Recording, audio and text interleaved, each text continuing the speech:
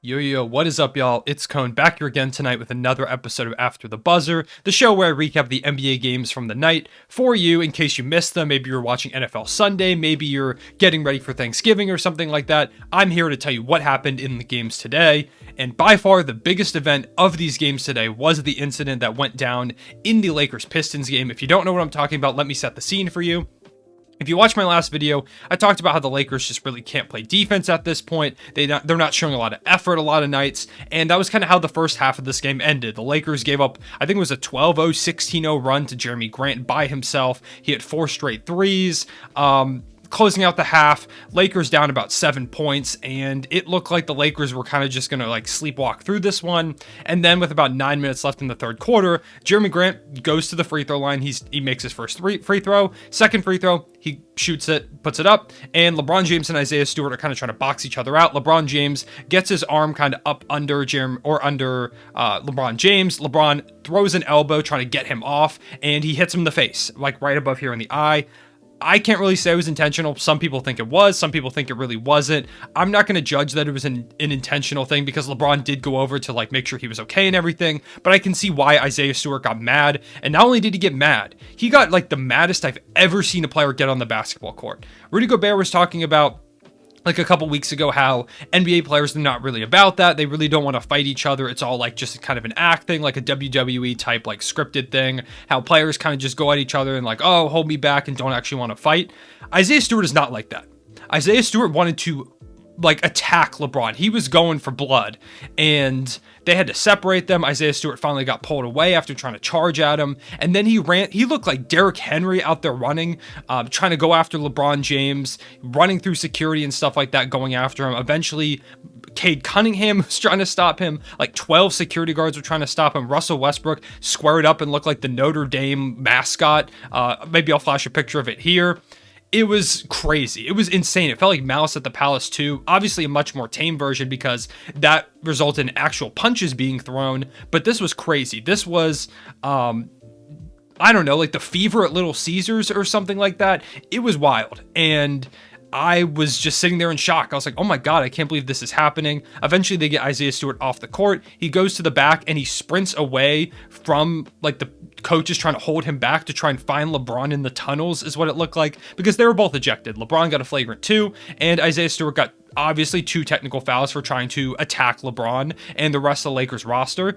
And so they were both ejected. Russell Westbrook got a technical foul and everything was kind of cleared up. So that happened in the third quarter, and as that happened, the Lakers are down double digits or so, but the Lakers come back and win this one. They kind of got fired up. They outscored the Pistons by 20 points in the fourth quarter. Russell Westbrook and Anthony Davis really dominated down the stretch. They showed their ability as a duo. Russ finishes with 26, 9, and 10, including a really clutch steal at the end, a clutch cut to the basket, and a nice dime to Anthony Davis on back-to-back-to-back possessions that really helped the Lakers kind of close this one out. 80 with 30, 10, and 6 assists. LeBron James did get 10 points before he got ejected. 18 from Melo, who had a clutch 3 towards the end. And the Lakers pull out a win. It's against the Pistons. It's nothing crazy. But this was the most fight I've seen from the Lakers almost all season in the fourth quarter.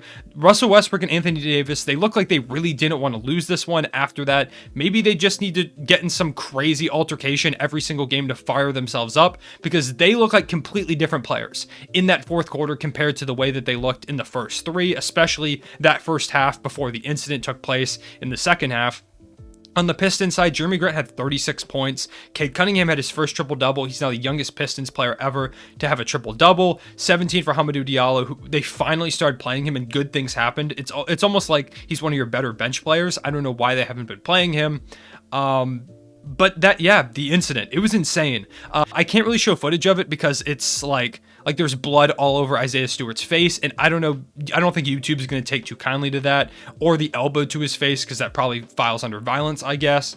I don't want to take my chances with that, so hopefully I showed you some pictures of kind of some stuff that went on, but I can't really show anything too much of what was happening because I'm not trying to get my channel striked or this video demonetized, but just know that it was insane. I'm not really sure what's going to come of it. I'm guessing there's going to be a suspension for Isaiah Stewart for trying to charge the entire Lakers roster. I wouldn't be surprised if LeBron James got like 1-game suspension. It's LeBron James. They're not going to give him more than that. Once again, my take on things, I don't think it was intentional, or maybe I'm just looking at it positively, but I really don't think it was intentional. I can see why Isaiah Stewart was pissed though.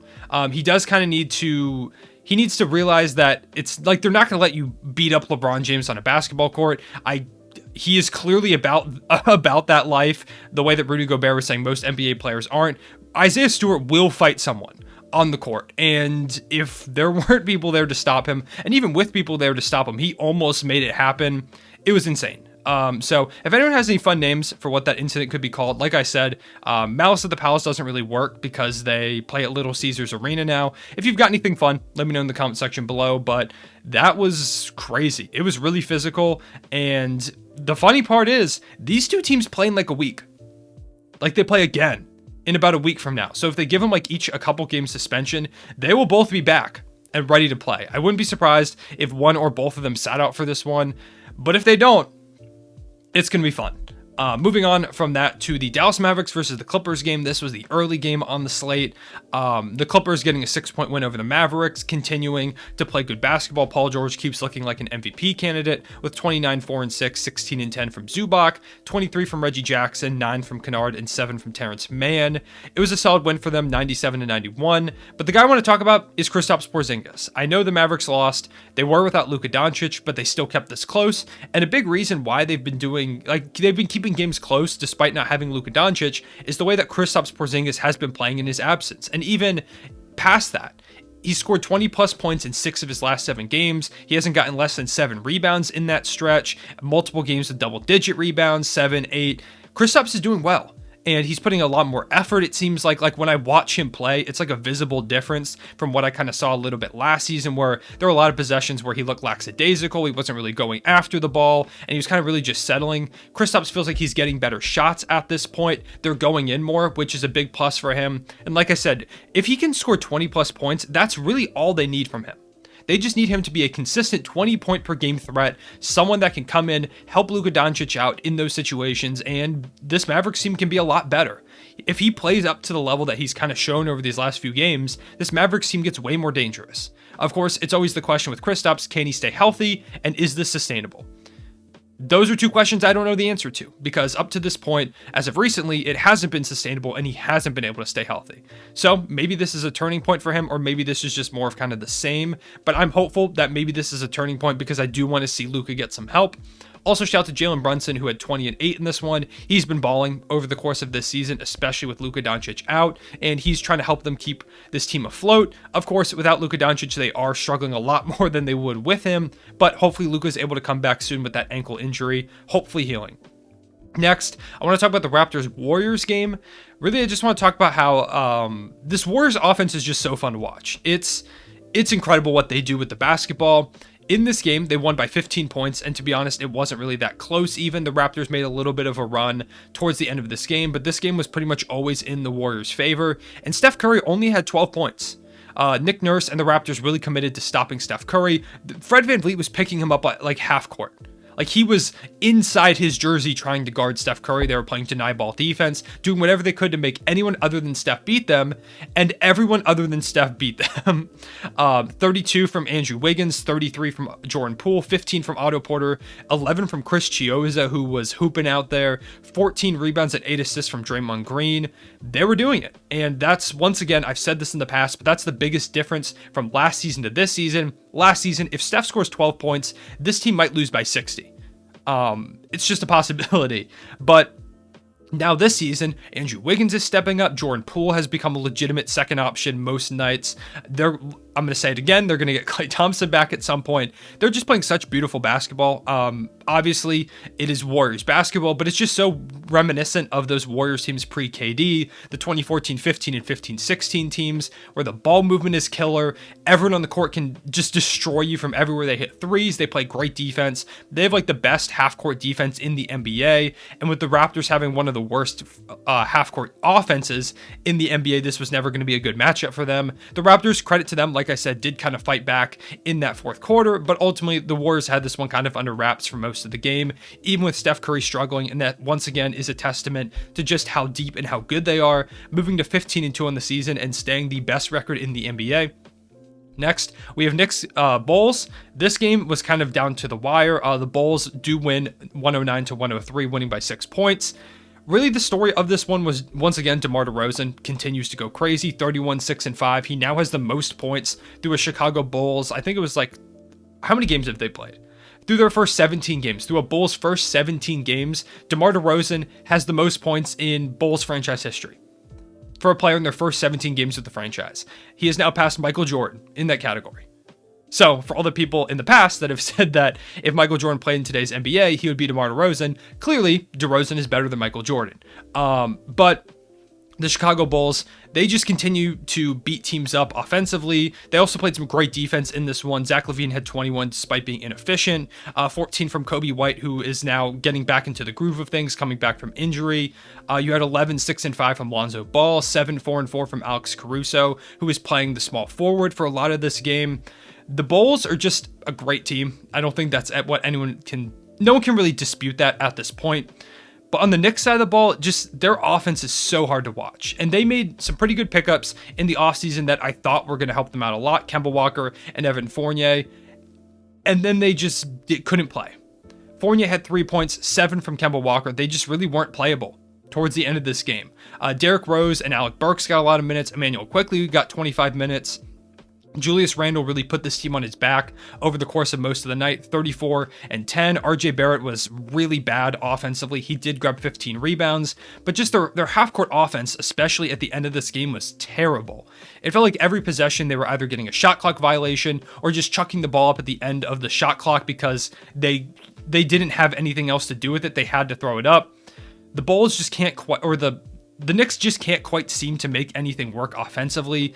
And when your two pieces that were supposed to help your offense kind of figure itself out and that you picked up in the offseason, and Evan Fournier and Kemba Walker don't even really play in your fourth quarter, it just and just over the course of the last few games mainly, they have not been performing. They've got to be better because to start the season, things look good. The Knicks were on a roll. They were showing everyone what they were made of. They were like, okay, we've got the defense from last year. We added some more offense and we're here back and better than ever. And now they've kind of fallen off again. They're only 9-8 on the season, so bing bong. Finally, we have the Suns Nuggets game. This was a blowout. Nuggets without Nikola Jokic, Jeff Green with 19, 16 and 10 from Aaron Gordon, 10 from Will Barton, 10 from Monte Morris, 14 from JaMychal Green, and 10 from Austin Rivers. A team effort trying to beat the Suns, but they lose by 29, almost 30. It was almost a 50-point first quarter for the Suns. They had 48 in that first quarter. DeAndre Ayton had 21 and 8, 17 from Devin Booker, 9 and 10 assists for Chris Paul, 15 for Jay Crowder, 22 for Cam Johnson, 10 from Cameron Payne, 10 from JaVale McGee. Everyone got in the fun. Everyone destroyed this Nuggets team. And it's so funny how from last season, Nikola Jokic, and for the past few years even, Nikola Jokic has been seen as this massive defensive negative. And now, this season, without Nikola Jokic, they can't stop anyone. Their pick and roll defense is awful without Nikola Jokic. And it really just speaks to how much Jokic has improved as a defender. The Suns move on, continuing their win streak. They've now won, I believe it's 12 in a row. The Suns look legit. Like I said, once again, this Suns team continues to roll. People are going to talk about their schedule, whatever. Oh, whatever. It's the Nuggets without Jokic. You can only play who's on your schedule. And once again, it doesn't matter who you play in the NBA. You could play the worst, like 3 teams in the NBA 4 times each, and it would still be hard to win 12 straight in the NBA. So, shout out to the Suns for that. And those are all the games from today. Let me know what you thought of these games. What were your takeaways? What's your takeaway from the whole LeBron James, Isaiah Stewart thing? Because that was definitely the biggest moment kind of the day. I appreciate y'all watching. Make sure to leave a like and subscribe. If you made it to this point, drop a shout out the Suns in the description below. Let's show the Suns some love. I appreciate y'all watching. I will see you all later. Real one, say it back.